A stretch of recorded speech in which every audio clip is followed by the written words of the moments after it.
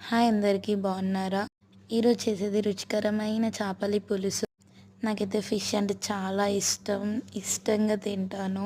మీకేమి ఇష్టమో కామెంట్ చేయండి. ఇంకేమేం చేయాలో కామెంట్ చేయండి. ఎలా ఉందో కూడా మీరు ట్రై చేసి చూసి చెప్పండి నాకు. కానీ చేపల పులుసు అయితే గెంటెతో తిప్పకండి. ఎందుకంటే ముక్క తునిగిపోతుంది, మంచిగా రాదనేసి ఇలా ఊపుతాము మేము. పులుపుకి సరిపడా చింతపండు, టమాటో తీసుకొని ఉడకబెట్టుకోవాలి. నేనైతే ఆనియన్స్ కట్ చేస్తుంటే నాకు వేలు తెగింది.